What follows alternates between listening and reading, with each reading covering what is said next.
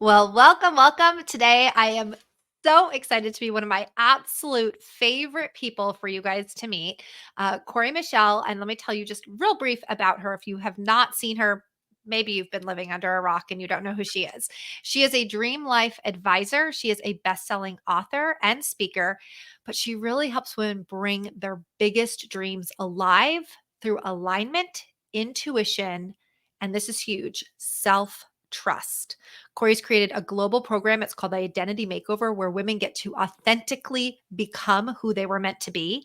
And I will just tell you on a very personal level, she is probably one of the people who has had the biggest and most significant impact on my life and my daughter's life. Literally, I have said many times, she saved my daughter's life. So Mhm. I am so excited for you guys to get to be in her space and hear from her. I have no idea what question we're going to have today, but I will pull up our wheel of irrelevant questions. Usually we're talking business, but that's not what we're going to do today. We were just talking about giant spiders because she lives in Australia. And so we'll see where the conversation goes if it circles back to giant spiders. So let me go ahead and pull up our wheel. And are you ready? I'm ready. I'm Okay. ready. We're spinning. We'll see. Some of these questions were given by other people. Some are ones that I came up with. So we'll see which one it is. And the question that came up. Now, this is from Yvonne McHugh. And she says, something you remember in your childhood that had the greatest impact. So, what is something that you remember from your childhood that had the greatest impact on you? Well, that's Oh, interesting. yeah, there's so many things I think had a big impact on me. Is there Do you want me anything just that to go stands dive out? in? Yeah, the Yeah. first one that popped in my mind, we always gotta go with that one, is, um, when I think I was 15 and I was playing softball, and I was really good, like, I was playing competitive softball, I was, like, on the starting teams in my summer leagues and stuff like that, and when I got into high school, I had this coach, and he was like, "Oh, you're good. You're going to be on varsity. You're going to be on varsity."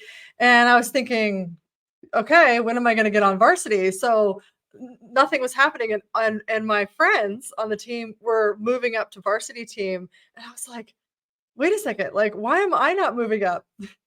So I went to the head coach, and I went, "Hey, why am I not on varsity yet?" I'm 15 years old. And he said something that was so impactful. He said, straight up, "You're too cocky."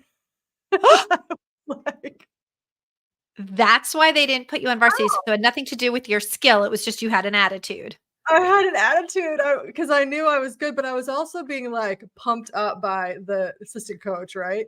So, of course, I was confident, and I was like, "Alright," and I worked my butt off to prove to him that I deserved to be on varsity, and then I made it, like, 2 weeks later, so it was inevitable. The truth I found out later was that they, had somebody else in the position that they wanted to put me in, so they didn't really have a spot for me. But for him to say that to me, I went, You're not gonna tell me I can't have what I want." Wow. And what a So foretelling for what you teach. For those of you who don't know, that's kind of what you teach, right? That you can have what you want in life and that we don't need to yeah, settle for not having what it is that we want. So that's so interesting how that aligns with who you yeah, became. yeah. It's You know like what's for interesting though is I wonder if you were a boy, if he would have said the same thing to you. maybe, maybe not, I don't know. I I don't don't know. know. Yeah, only because I did a one of the episodes where I talked with somebody and the question that came up was how would your life be different if you were born in the different gender? And one of the Mm, things that we talked about is that is one of the significant differences is for men is just confidence. That men just seem to have a higher level of confidence, right? And so in women that confidence was actually seen as like a negative thing as cocky. Now maybe it would have been the same thing had you been a boy and he was really disruptive and they were like okay, he's too cocky, he can't take direction, you know? But yeah. that's so interesting.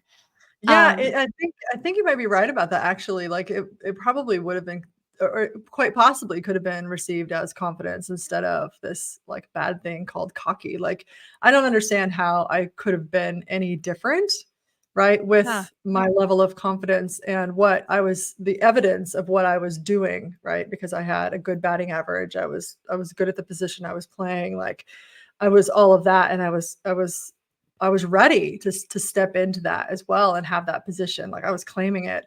So, yeah, I would that would have been interesting. I never thought about that. Or just say to you, there's no position open for you, right? Like, why turn it into a negative thing? If the truth is really that there wasn't a position for you, then why not Mhm. just tell you the truth about that? That's so, Yeah. yeah, that's interesting. Okay. So, any other things? So, and the reason my head is spinning on this is I read a book and I cannot remember what it was, but it had to do with the psychology of who we become. Mhm. And it talked about how your three earliest memories, like the first memories that you can actually really remember, like have such a defining impact in who you are as an adult because they Mhm. shape the way that you see the world. And the psychologist, his idea was that if this is something you remember out of all the memories you can remember as a little kid, it was because they had significant impact in how you were forming in your brain and everything. So this question reminds me of that, right? Like, what are the Mhm. things that significantly impacted you? Like, can you remember your earliest memory? Ooh, I don't have a lot of early memories, like, when I was super young. I do gosh, I do remember one that very much formed a lot of what happened after that, which was, well, I don't know if you had this happen. I went from, like, a super skinny kid to growing, I think a little bit earlier than other people, and then I got a bunch of that, like, teenage, uh, fluff, and, my mom one day, she I was sitting sort of Indian style, like, bent over, and she's like, "Ooh, what's that?" And then she poked my stomach. Oh, Yeah, and I still think about that to this day, that created wow. so much awareness about what was wrong with me or what in that moment, I thought, "Oh, no, what's wrong?" Right? And, so many body issues and self-image, self-concept issues, I think sort of got activated from that one little So I'm moment. curious, did your mother was she like a mother who was always dieting and stuff like that? Was that Yeah, her kinda thing? yeah. Okay, that was initially what I thought.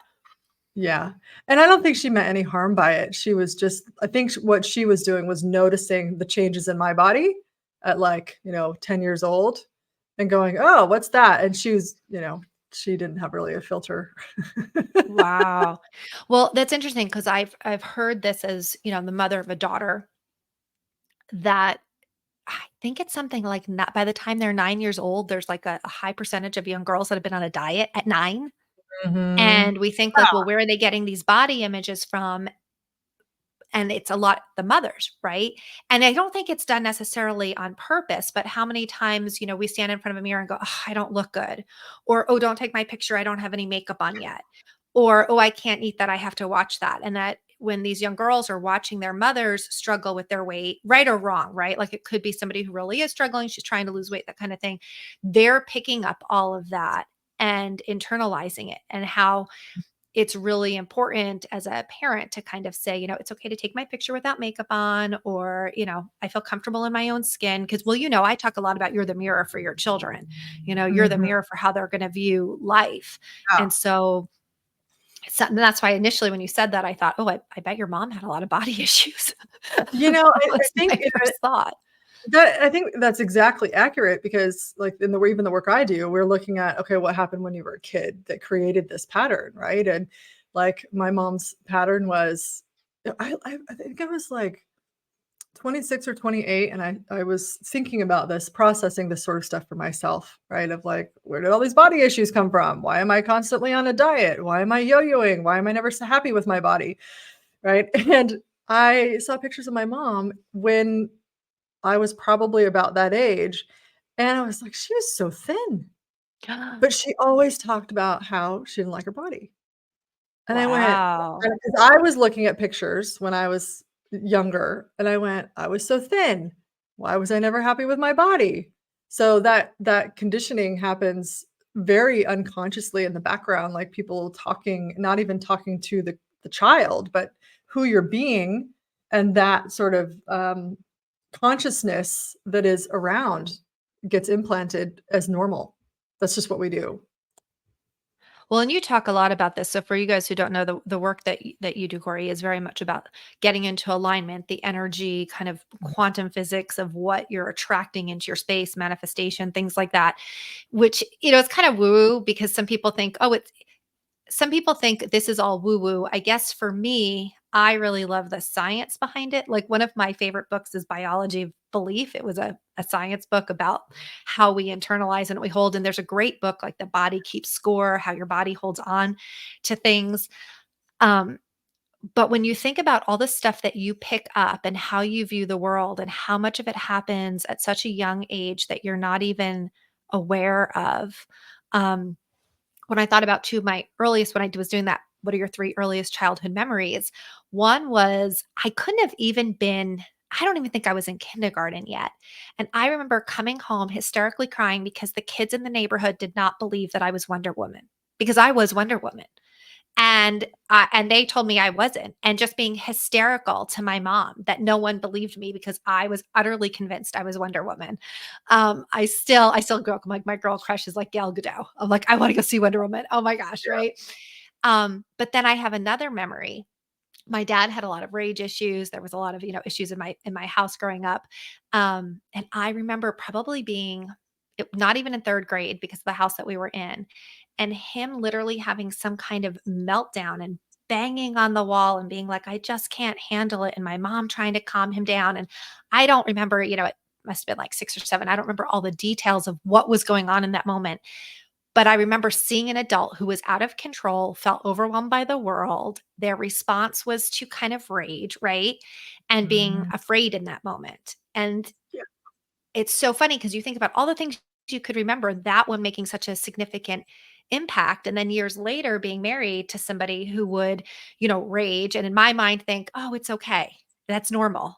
This is people who can't handle the world. This is how they react, or this is how, men react. And so Right. it's so it makes me so freaked out as a parent to be like, "Oh my gosh, what are all of the things that I exposed my daughter to that she's gonna be talking to therapy about for years and years and years because I did subconsciously or I said subconsciously," and it's interesting with her, she brings this up all the time, and it is like my biggest parenting fail. Apparently, and we just recently talked about this even, apparently when she was in, like, elementary school, she got a C on a health quiz. And I don't remember, but she does, that I, like, lost my shit, that she got a C. And what kind of kid gets a C in Mm. health? Now I could see myself saying that, so I don't think she's making it up. And she was like, "Mom, you had me so stressed out that I was gonna be a failure in life because I got a C in health." And so and she's like, "And it was traumatizing, and after that, like, grades, I just never wanted to, school was always an issue." I'm thinking, "Oh my god, I've destroyed my daughter." Um, and so when we tried to, talk that through, and what came up for me is I said, I couldn't I raised you as a single parent. Wasn't able to give you all the things that I wanted to give you in we had to leave our home and an apartment and all of those things. And so in my mind, being successful in school was a way that she was going to have a better life. Mm. And the fear, and this is I think the big thing, which you would appreciate, the fear of if you get a C in health, what is the train wreck that we're headed to in life? Oh my god. The Right. things we worry about, right? Like, at certain times in our life, and then we get to this age that we are right now, and we go, "The heck was I worried about?" Right? Like, what significance was that in my life? But wow, Yeah, but health she class. and openly, I, like, vaguely remember this, but this to her was a pivotal defining moment of her childhood at parenting fail on my level, on every level, right? Um, so Yeah. it's you're just like, "Wow, I keep future therapists employed." That is a job as my mom as a mom. I think the therapist and the life coaching world and self-help is only on the rise because there's so much that people are having to deal with that you just can't deal with alone. Like, you actually need help. You need because and the reason we're talking about this, I mean, we are talking about this. We're raised in the environment that we're raised in, and it's like I always talk about it like a bubble, right? So we're like surrounded by particular conversations that are normal, particular conversations that are bad. Like my parents would be like, "Oh, those people with the nice car in the swimming pool, they're in debt. That's bad. Oh, yes. Why Or I we had don't have a nice car and a swimming pool," right? So I went, "Oh, rich yes. people are bad. It's not good. That's debt." Like, right? And that's just the conversation that becomes normal. And those are the things we process later through these, all the self-help that we do to go, why can't I be rich? Well, it's because of that imprinting, right? And so these conversations are our reality. And once we start getting exposed to other realities, other people's conversations, some were like, "Ooh, I don't want that one." And others were like, "Yeah, I want that one. That one's great." Getting out of our own reality, we have to look at our blind spots. We have to look at the places that we've made, like for me, rich people wrong, or my body wrong, or, health grades wrong, right? We make these things traumatic. Make these things make us, or they start to create anxiety, and they go like outside of our world because our whole system is trying to keep us safe, right? And so it's always interesting to me what we sort of compartmentalize as safe and not safe, good and right, and bad and wrong, and the edge of our reality. And to unpack that with therapy or life coaching, or however you do it, is I think just the journey that and the evolution that everybody is actually meant to go on in discovering themselves. I So had a lot it'll of, be it'll be hers. yeah, right. Well, so with the, they're in debt, I didn't hear that as much as I did hear that sometimes, but I would also hear like, "Well, you don't really know what goes on in their home. It might look happy on the Ooh. outside, but you don't really know what goes on in their home." Now, I will tell you as an adult looking back, I'm like, "Dude, I know what was going on in my home that was completely toxic and dysfunctional, so I don't know where the judgment is of other people's homes," right? But that very much came like, "Oh, you have anybody who has a beautiful house, there must be something bad going on inside." Right? Yeah. Which on one hand I can appreciate, right? We look at other people and we become jealous of their life, and you never really know what somebody's going through. You don't know people's, dramas, things like that. But to implant that idea that if you look successful, you clearly have something else going on was a big thing. So I am curious because you work with mostly women, and women who are trying to change their life, right? They're coming to you because they have a desire for something more. They're aware that there's something better than what they're experiencing, and they want to be able to create this shift. Do you find a common theme? Like, if you could pinpoint the one thing that seems to be the thing that stops people or holds people back from really having the joy and the happiness and the peace that they're looking for in life? Yeah, totally. Excuse me. It's the inability to prioritize themselves. Mm. They put everybody else first and not themselves, including their joy, their happiness, their sleep, their everything. And what happens is it creates this ongoing putting everybody else first. I work with people on this every single day, right? Is they're always looking outside to go, am I okay? Am I good? Is everybody else taken care of? What do I need to do to keep this life together? And so then what ends up happening is we're deleted, well, kind of deflated, burned out, exhausted, sick. And that's the end result, is that bodies get sick when you don't put yourself first. If you're focusing on everybody else's happiness, everybody else's joy, everybody else's, keeping the peace, then where are you in the equation? So you put yourself last. So on an energetic level, we deplete ourselves, but also on the physical level because we're not feeding ourselves, which leads to doing things you don't want to do through obligation. I have to do this because, and when we get into that phase or that sort of mindset, we're like, okay, I have to do this because this person is going to be upset. I have to do this because this person is depending on me. I have to do this because I have a job and I need money, right? Not, I have to do this for me because I I need to have joy. Joy is a part of how we actually live a balanced and like life, right? And so much of the time we're putting that on the back burner, which when we start to have people prioritize themselves, women prioritize themselves, it's really hard because they feel guilty. So they've been controlled by this avoidance of guilt. of feeling guilty. Like if I do that, then they're going to feel bad. Or if I say that, then they're going to be happy with me. Instead of looking at how they actually create their life, which is through, well, you're always aligned, right? With whatever your life is like, you're already aligned with that. That's why it's there, right? So there's never any actual misalignment until you say, I want to have happiness. I want to have joy. I want to create that business. And then we start looking at, okay, well, where are you choosing against that? Right? Where is there a misalignment? And then starting to go, okay, well, if I prioritize myself, that's where we actually have to look at stuff. If I prioritize myself, then what's going to fall apart? So this is interesting because I think this is common for moms, right? Like they're constantly, my Big kids time. have to be involved in every sport. Mhm. My kids have to come first. There's so much guilt of everything has to be for your kids. Um, I know for me, because Emily's going to be leaving for college, and it's like, and I've, spent 18 years thinking what's best for her. And it's this strange feeling of like, oh, I can actually think about what I might want. I haven't had that thought in a while, right? So my thought was, okay, that I relate for moms, but you don't work with just moms. You work for all women. You work with all different kinds of women.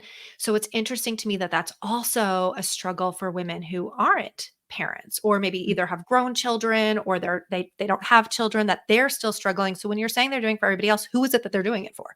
Is it their spouses, their jobs? Like who are they feeling obligated to? Any of that, oftentimes parents, especially aging parents. Like I have one client Okay. right now, and it was being a caretaker for her aging mother for the last 10 years. Mom passed last year. So now she's Mm. free and she's like, I don't even know what I want because I haven't even asked myself that question in so long. Mm. So theirs isn't necessarily guilt, it's usually not having clarity about what you want because that's a muscle. It's a muscle to build to go, "Here's what I want," because we're not allowed to say what I want, I have to put everybody else first, right? So, we have, a lot of women and men too, but a lot of women that are just like, I don't know what I want because I haven't been able to have what I want." So I Where do turn you that think off. that where do you think that comes from? Like, where do you think that starts, the root of that?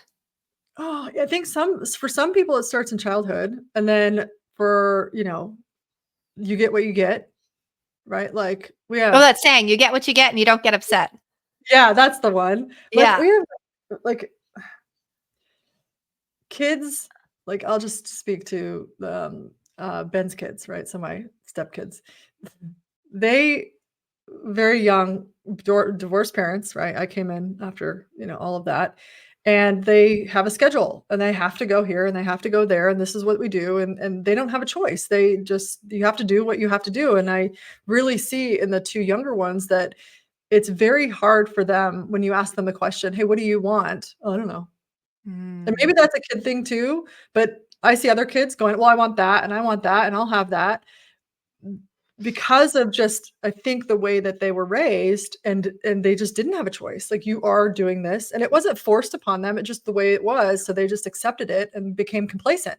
So you ask the youngest one what he wants, and I'm just like, "Okay, we gotta start helping you decide, like, pick things, just pick things, right? Start building that muscle." But it's the exact same for women in their 40s and 50s who have been married, who have raised kids for 18 or 28 years.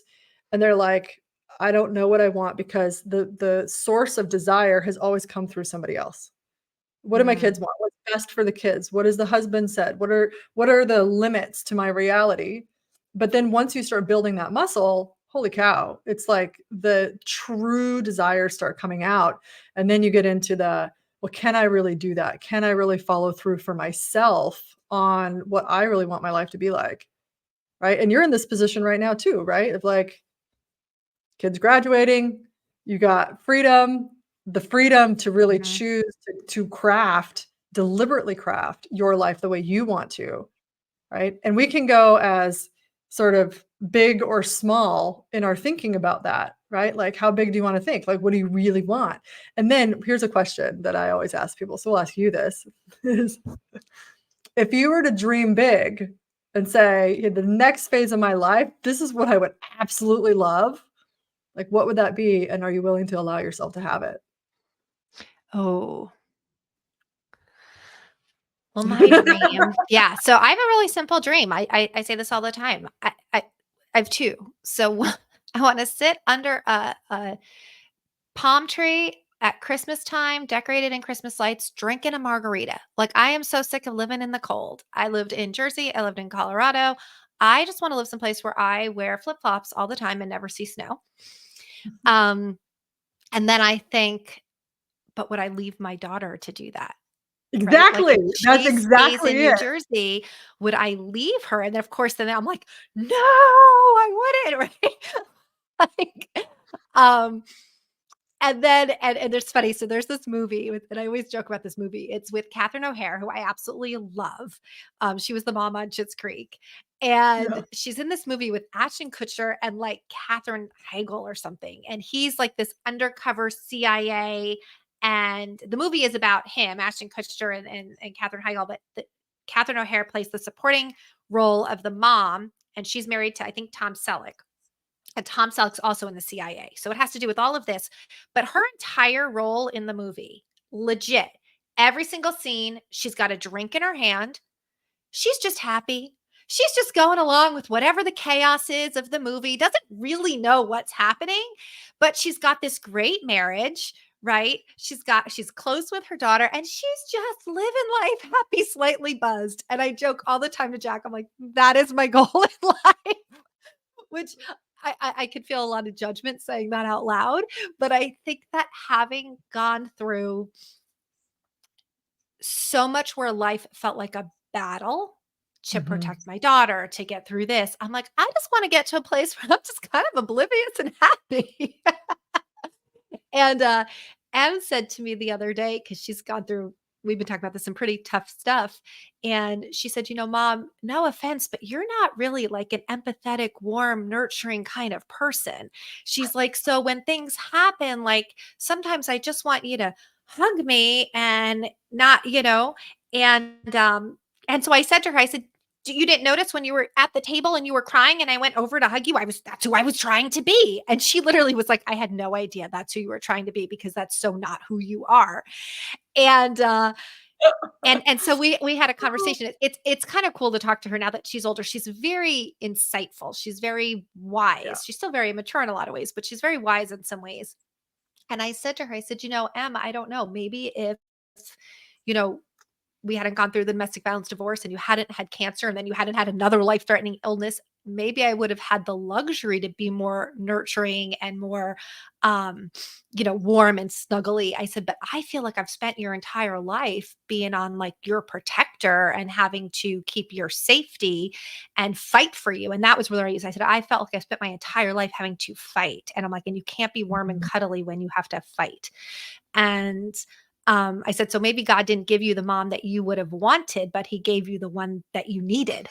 Right. Oh, I got full And body chills on that, yeah. 100%, And so I said, 100%. I hope that, you can appreciate that. And then I also hope that maybe now that like that is over and you're becoming an adult, I don't need to do that for you anymore. Right. Mhm. And so I can step into a more nurturing role for you. But it's Yeah. interesting to be able to say, and to hear her and to hear her and to hear like this is sometimes what I just need, right? Mhm. And you do wonder, like, well, what would have I try to think back, before all that happened when she was a baby, was I more nurturing? Was I a little bit less, on defense all the time? I don't know. I mean, I'm obviously very type A, right?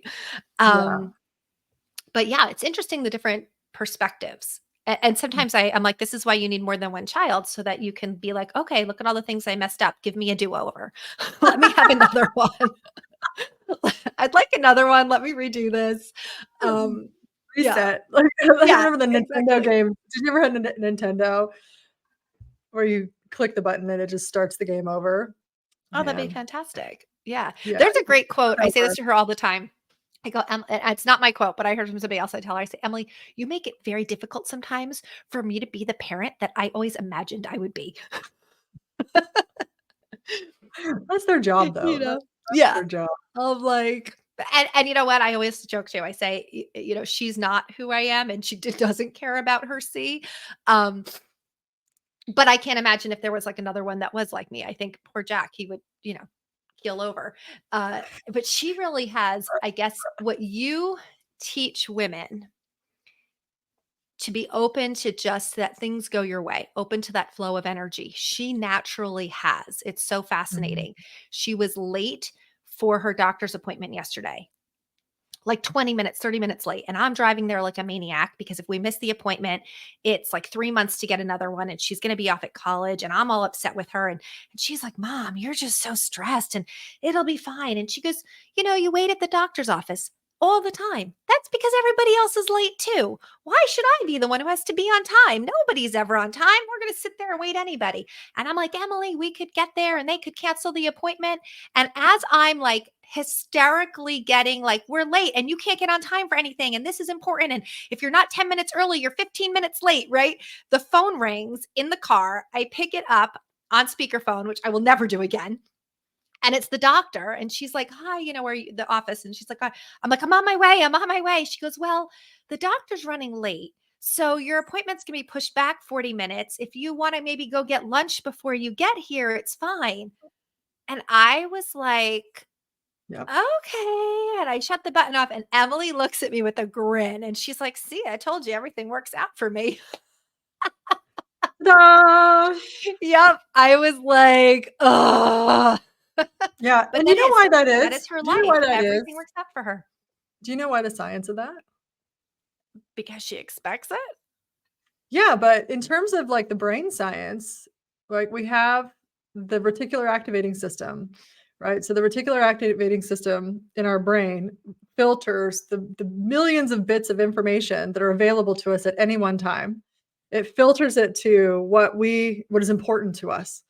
Right? So whatever we focus on, we will filter through that information. And we see that when we say, "Oh, I want a red Mercedes Benz." And then, or, with you, Mary Kay, you see the pink Mhm. Cadillacs, right? You're like, "Oh, a pink Cadillac," right? And then you start seeing pink Cadillacs. So it starts putting on the radar for that information.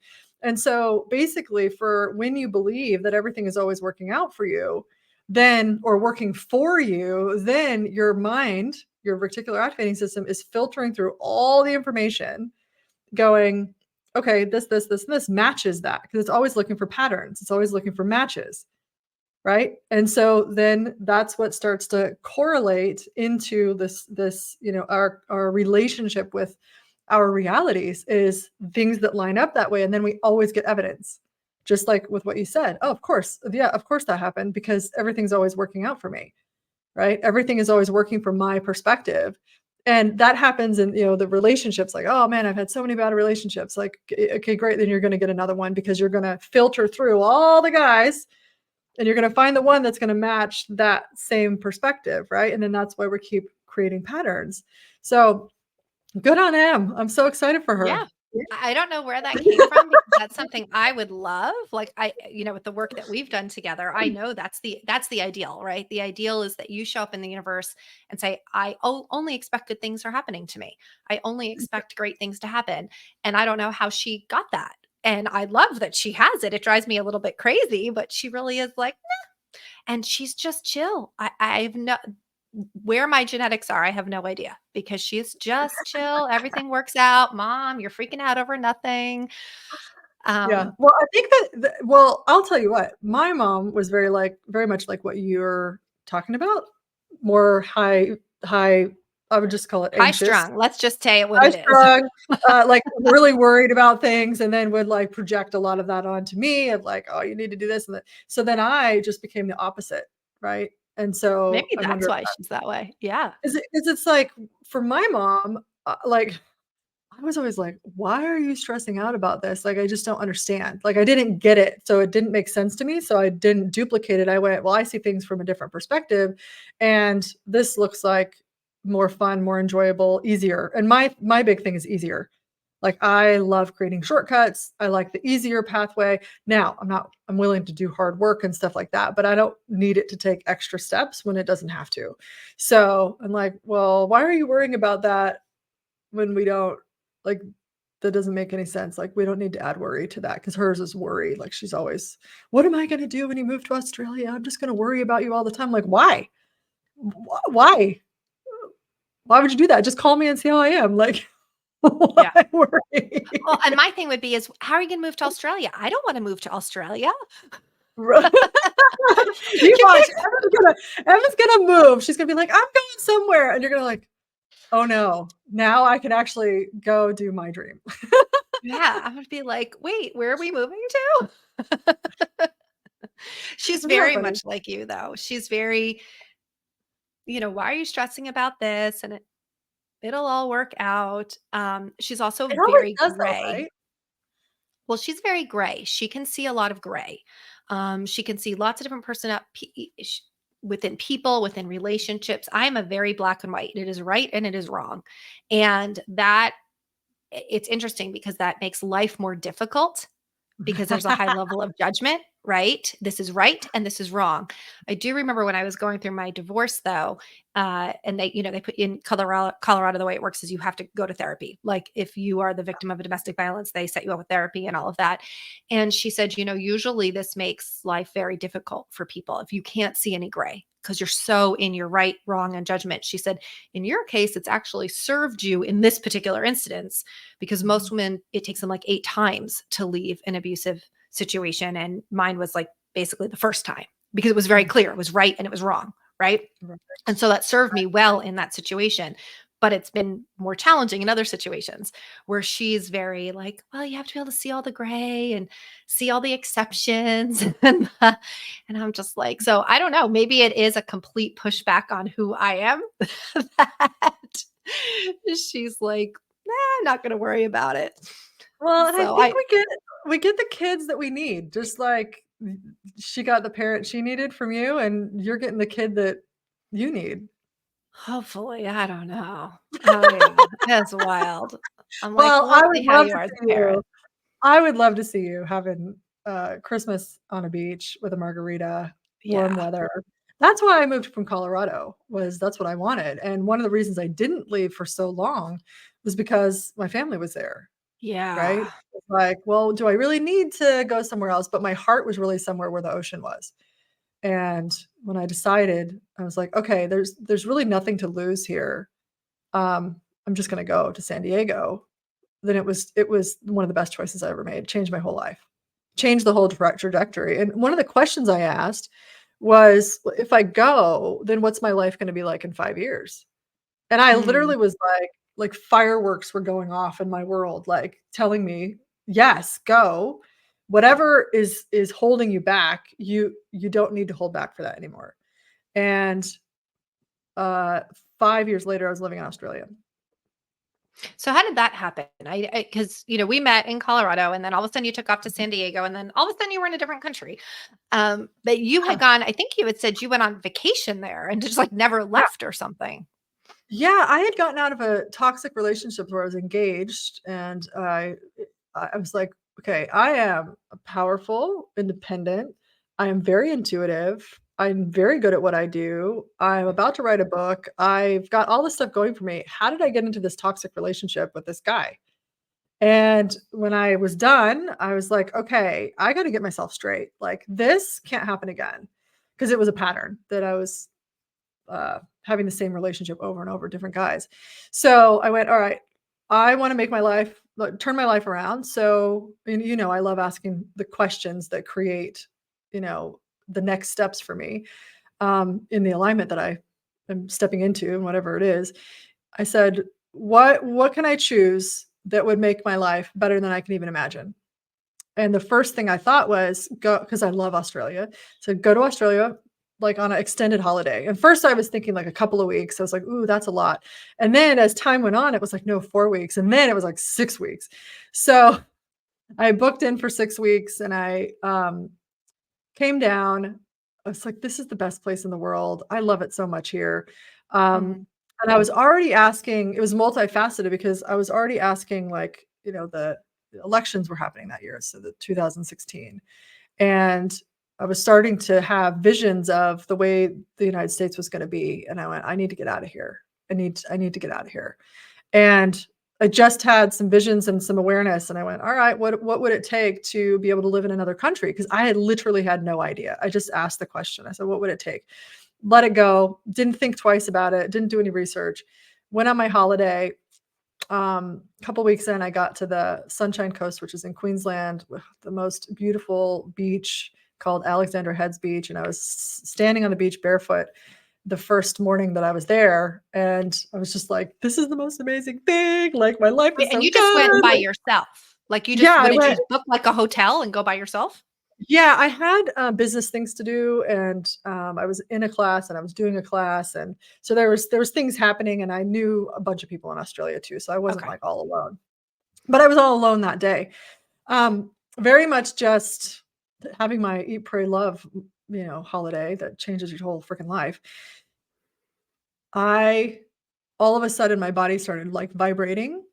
You know, like, when you get electrocuted a little bit and you're like, it was like that. And I was like, "Whoa, that's what's happening?" And then I heard this voice like, "You're home." It said, "You're home." And Huh. I looked up to my right and I went, "Okay, make it super easy for me to get here," because 'cause I'm like that, right? And I sort of went, "Okay," like, whatever that just was. And, that day I was on Tinder because I was looking for somebody to sort of show me around and to hang out with while I was on the coast. And I met Ben. 2 days later, we met in person and just really connected. Went home a few weeks later, and 2 weeks after I got home, somebody messaged me and said, "Hey, I think that if you're looking to move to Australia," because I had talked to a couple people about it. I said, "Oh, I wonder what it would take," because I literally have no idea. They said, "We can help you get a visa." And I went, "Oh!" So I talked to the woman, we figured out a way, and then I decided in that moment, I'm moving. Mm. And 6 weeks later, I moved. It was on, the week of Thanksgiving, 2016, and everything happened for me. Everything. I had 2 more years on my lease of my car. Somebody took it over. I got out of the lease in my house that I was renting. Somebody came and stayed with me and did all the organization to have the estate sale, to sell everything. Like, my mom came to visit, my dad came to visit. I had 5 classes, 5 live classes that I was facilitating in those 6 weeks. All happened seamlessly. Got on that plane with 4 suitcases. Didn't know Wow. I just had a place to land and that was it, and I had been, but even then, it was just a connection that we had. I wasn't like, "This is the love of my life." I was like, I need to go. Like, I need to Mm. go." And then here I am, literally 8 years later, like right now, it's 8 years, Wow. and here I am, Ben and I are still together.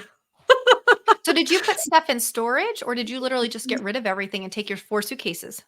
Well, I got rid of almost everything, and then there was a number of things that I wanted, like my bed set I loved, and, a few key furniture pieces that I didn't wanna get rid of yet. Oh, I had my dog too. I had just I gotten my dog, remember. like, well, it was 11 months before, and somebody took him for, like, a year before I decided I was staying, which was so grateful he could come.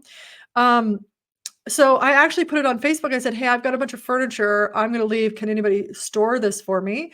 Because what I thought had this random thought, and this is where like that those random thoughts, and we've talked about this so many times of like, what's that first sort of awareness that seems like crazy? So I put it on Facebook, and this woman, this acquaintance of mine, said, "We're moving into a new place at the perfect time. I would love to home your stuff and use it." And so that's what happened. They came. I had already moved. I was actually on a trip.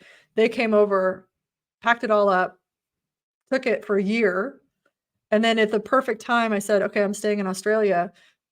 I got movers to come and get it and ship it here. You shipped your bedroom furniture to Australia? Oh yeah, bedroom Wow. furniture, and some other key pieces that I just really loved, and yeah. That's wild. I would have thought it would just been cheaper to buy new bedroom furniture. Um, you know, a friend of mine's gonna be like, she's selling all her stuff right now, and I said, keep the things are that you know you're gonna need in a couple of years when this is done. Ke Don't sell them for cheap, because just put them in storage or find a friend's house with a few boxes, you can just leave them there. I wish I would have kept my blender, I wish I would have kept some random stuff, because by the time I rebought everything, it was a higher price, but also, like, in Australia, things are a little different, so I wish there was a few things I wish I would have had. Hmm. and Interesting. and had the forethought to go, I might actually need this later. I just thought, oh, let's get rid of it all. So Yeah, when I moved 2 years ago, I was in this kind of panic. We decided last minute to move, and I had to get out of my lease, and I was just in a panic to clean out this apartment that I had lived in for 10 years, which an apartment you think is kind of small, but it was a 3 bedroom. It had an attic. Like, it was a small size of a small house. yeah, And the one thing I really regret was I had stacks and stacks, some of your stuff actually from stuff I had done with really, you of notebooks, when we did that retreat in New York, and all of these yeah, notes and all of these books. And I mean, and when I'm talking like an entire black garbage bag full. And it was in a moment of, I have so much stuff. I'm never going to look at these books again. And I threw them all out. And that is the only thing I really regret, because it had 26 years of investment of classes and workshops and coaching and stuff that I had accumulated. Um, but then I kind of, had a pity party after a little while of like, I can't believe I threw this out. What was I thinking?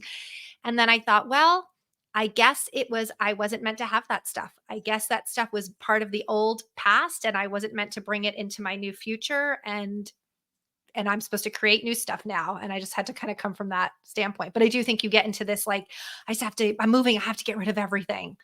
Um, right. but yeah, that's the only thing. I don't it, there was stuff that was difficult to get rid of. Like, I loved my um living room couch and stuff that we just didn't have space for. But that was really the only thing, because I thought, why did I throw out my brain? Like 26 years of my brain that you just tossed. Well, and So everything has, everything, well, my belief is everything has consciousness. So, and then we have emotional connections to the consciousness of the past and the memories and stuff. And so when we do these big purges, we're really freeing ourselves, right? And freeing ourselves to receive more, to shift things, to let go, or even to remember, right? In certain ways. And so like when I let a whole house of stuff go with 4 suitcases, it was like a huge release of an old identity who would never just pack everything, sell everything and pack up and actually just leave the country with no knowing of if I was gonna stay or not or whatever. Like, I had no idea when I left for Australia. mm. I just So knew what that do I you had a think? visa that I could stay for at least another, like, 6 months, and that's all I needed. Okay. So Yeah. what do you think has been the biggest surprise for you that you would have not expected when you made the decision to change your country?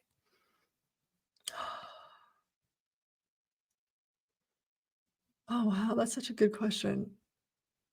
I am every, like, 3 months or so, I am in awe that Ben and I are together. Like, Hmm. in terms of I never had a long relationship. Like, my longest relationship when I was, like, 17 to 20. And so, my relationships were so transient Mm. because I got into this pattern that I found somebody that actually helped me heal that pattern, right? And heal my nervous system with the trauma bonding that was happening and the anxiety that was happening and the all of everything that was happening, and that we're still creating this life together literally 8 years later. I'm like, "Wow." Our anniversary is in a couple of weeks, and we're like, Aw. it's been I think, "Oh, it's been 8 years." Like, wow. Like, I'm just, like, in awe of it going, "Wow, 8 years, and we're still happy, and we really like each other. We really get along." Like life, like creation of life is really good, and we continue to grow together. And that was one of the things with all of my other relationships is I was always a growth person. I want to evolve and grow, and the other person never really seemed to be in that same space. Mm. So with who he continues to show up to be and who I continue to show up to be just really it's like goes together. Yeah, well, you remember, I mean, after my divorce, I had like a string of just terrible relationships that left me like brokenhearted one after another. And Mm. after the worst one, when I moved back to New Jersey and I was with somebody and really thought this is it. This is the person, this is love. Like after everything I've been through, this is the person I'm meant to be with. And he literally walked out on me and Emily. It was devastating. She was devastated. I was devastated. I think I was probably on my bathroom floor for about 3 months. Um, and I remember after that, I did not date. I gave myself a year initially, and it turned into, I think, 18 months because the thought I had was, what, why do I keep attracting these people who break my heart? What do Mm, they have in common? And I couldn't figure out because I had dated a string of alcoholics, which was interesting because I didn't meet them at bars. That was the other thing that was crazy. Like I met one of them at a networking event. I met one of them because he rented office space and where I had an office. So it wasn't like, okay, well, you're out meeting people at bars. What do you expect? Right. These were people I could meet randomly. At one point, I used to joke, I'd be like, if I was in the grocery store, whoever I was attracted to, I could pretty much guarantee was going to be an alcoholic. Like, I don't know what that was about. And this guy wasn't. He wasn't an alcoholic. And I was like, what does he have in common with the rest of them? Right. And I remember I had this aha moment. It was like heavens opened up. God came down onto my head and was like, they all have low self worth. mhm. And and I remember thinking, well, you attract what you are, not what you want. Yep. So I must have some low self worth. And I think I didn't even realize that from my divorce. Right. And I thought, if I continue to date, I'm going to continue to attract these people. I need to focus on me so I don't feel like I'm not quote good enough. Like it wasn't even a conscious thing, right? But I had to be aware of like this is what I'm attracting. So if this is what they all have in common, that's got to be what I'm sending out. And it was Yeah. like I remember a year and being like, okay, I'm going to give myself a year. And then at the end of the year, I was like, I'm still not ready. But it was also fascinating because, Mhm. I was, I think 30, 35, 36. And I would go out and people would say, oh, are you dating anybody? And I would say, oh, no, I'm not. I'm just staying single for a while. And people would be like, oh, don't worry, honey. You'll meet somebody. Oh, don't worry. The right guy will come along. It was almost like there was something pathetic and wrong about the fact that I wanted to take this time to just focus on me. And I remember thinking, again, if I was a man and I was 36 or 37 and I was like, you know what, I'm just really focused on me and my career right now and like getting my life together, that would have been praised. Nobody would have been like, oh, don't worry, the right woman will come along for you. They would have been like, it's great that you're focusing on you and your career, at like, right? And I thought this is so fascinating that as a woman, it's don't worry. You'll be okay. Eventually, the right guy will show up. I just thought it was so interesting to me that that was the messaging I got over and over and over. Yeah. Um, yeah, Yeah. it was really fascinating. And then I don't think I ever told you this was wild. What broke that the pattern of singleness is I walked into a Starbucks and there was this guy sitting there.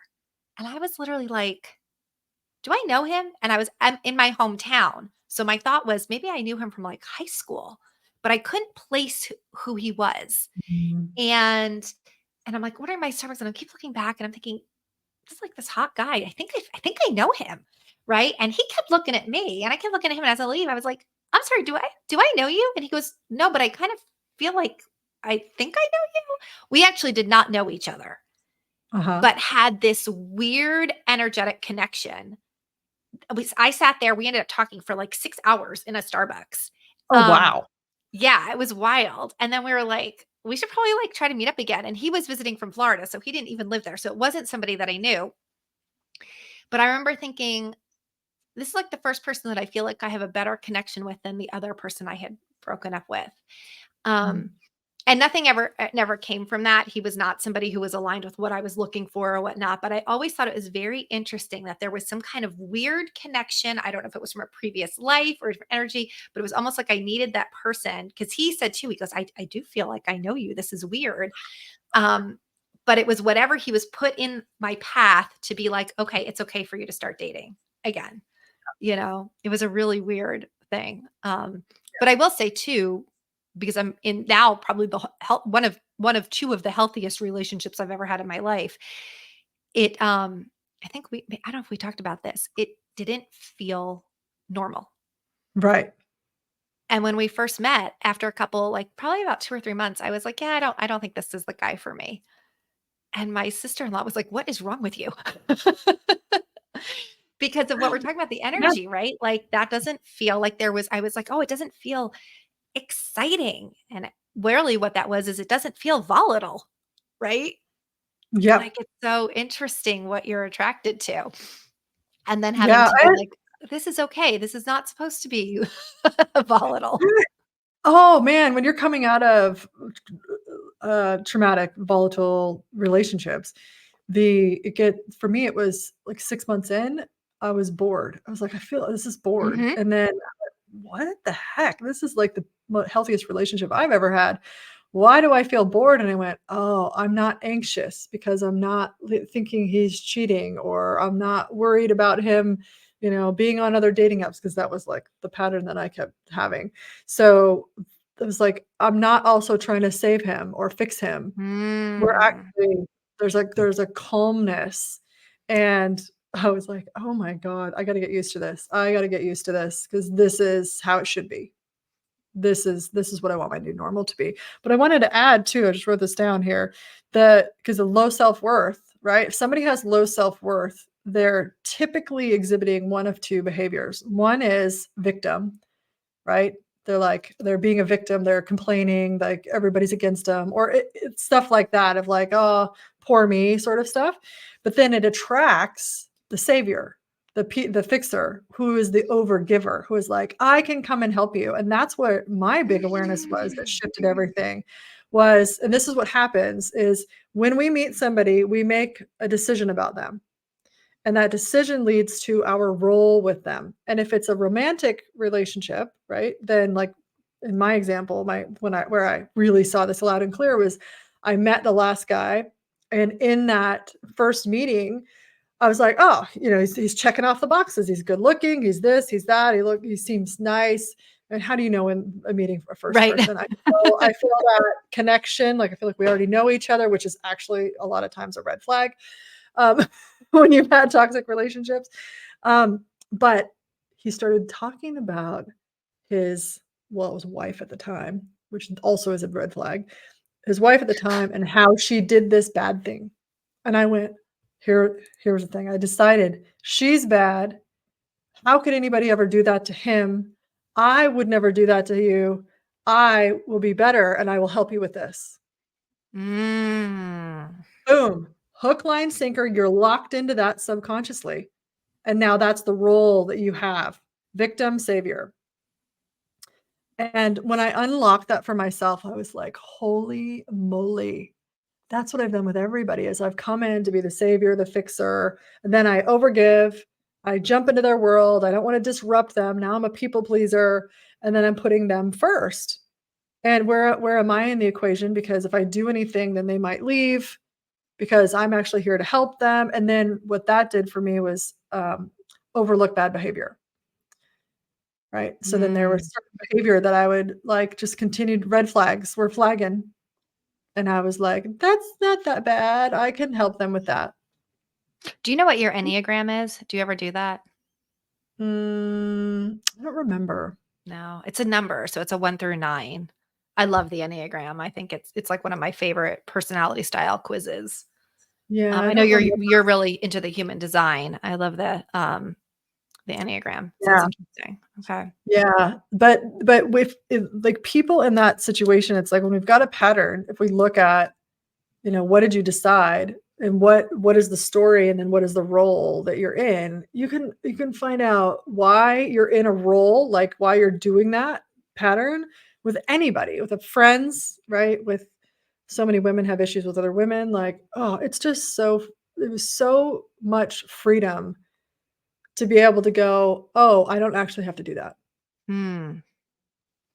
I don't So actually have interesting. to be in that role with that person. And so when it got boring with Ben, that's when I said, "Oh, I'm not trying to do all these things. It's calm. It's actually healing my nervous system. This is something that I actually want in my life." Life-changing. Hmm. And I Completely think life-changing. sometimes well, what in the past and when I've had that is that then you almost look to create drama. You look to create the excitement, things like that, right? And then you're like, well, of course, it becomes self-fulfilling, right? Of course it didn't work out. Look exactly what I created. Um, Yeah. it's so fascinating how much so much of what we do we're not aware of. And so I do want to I know we've been talking for a while. I want to wrap up and share with people listening. So, one, if you're listening, I'd love to hear number one, what was your defining moment in your Mhm. life? Can you think of like what is something from your childhood that really defines who you are? Like, would love to hear that in the comments. And also, what are you not choosing? When I'm talking about, oh, I'd love to live in Florida, I'd love to live in the heat, I'd love to be in sunshine all the time. And I know why I'm not choosing that. I don't want to leave my daughter. I don't want to leave the healthiest relationship I've had, right? And so there's this conflict there. So, what is it that you're not choosing that if you did choose would potentially change your life? So, we'd love to hear that in the Mhm. comments. One of the things that you do and the work that you do that was very transformative for me is that I kind of grew up in the personal development world, right? And in mindset work and all of that. But it was always about affirmations. It was always about stating what you wanted as if it was, if you had it, right? Mhm. And claiming it already. And what was a little bit different about the work that you do was not necessarily having the answer, but asking the question. Mhm. And that was a very different approach for me that I find actually way more I'm not sure the word I'm looking for, but powerful is not the word that I'm looking for, but that to Yeah. me actually opens up a space where I start to see things change. So for Mhm. example, if I come in and I say, okay, I live in Florida and I live under my palm tree and I'm claiming this and all of that, I get stuck. But when I do the work that you've taught me to do, which is ask the question of like, well, what would it take for me to just not even have to say that it's Florida, but what would it take for me to just live someplace where I really love and I was in sunshine all the time? There's a lightness, there's an openness, an Mhm. expansiveness that you feel, and not having to know the answer, but just being aware of what will come up. I think you actually start to come up with better ideas than what you initially had, right? And that's what I really 100%. love about the work that you do. You always come up with these really great questions to give people that they can ask themselves, sit with them, and kind of let their subconscious go to work and figure it Yeah. out, right? Where so many times you're told, well, you have to figure out what you want and then work backwards. And you come from a completely different approach that is it's incredible. I mean, I know you talk a lot about magic and that you create magic, but it's kind of like this magical and one thing if you that you'll know if you ever hang out with Corey and I. So I'm a Christian. I come from a very Christian background and you're not, but we actually have so much of an alignment because from a biblical standpoint, it's that, you speak what you speak. God spoke creation into the world, and everything was created by what God spoke, and that we're made in that image. And so, what we speak and what we say creates around us, right? Mhm. And that there's this whole supernatural world around us that's working that we don't even see. And so I Yeah. think when you ask these questions, you start to tap into that. And I know you have a gift for our listeners, and this is why I'm kind of leading into this because this is the work that you do that changes people's lives. I mean, you really, and we didn't dive too much into the story with us, but it was in a season in my life when, my daughter and I, our literal lives were in danger through my domestic violence divorce and through a series of events that were so supernatural. I ended up going to a course that you were teaching that you had actually gifted me and it was a wild experience. And within 24 hours of that, our entire life changed. And I think it really changed the trajectory of my life, of my daughter's life. My daughter was finally safe in a safer place. You are single handedly one of the most impactful humans in my life. And for those of you who don't know, Corey and I literally met at a networking event where there were a bunch of kind of jerky guys throwing business cards around, and we were the only ones that connected.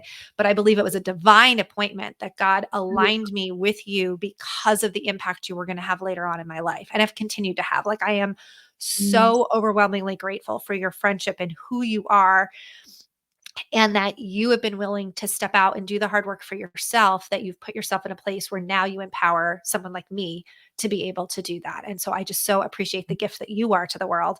And so I really want everybody who's listening to be able to get your offer that we're going to have in our show notes. We'll have it under the video if you're here on YouTube, but I just cannot encourage you enough to grab this because you want to get into Corey's world.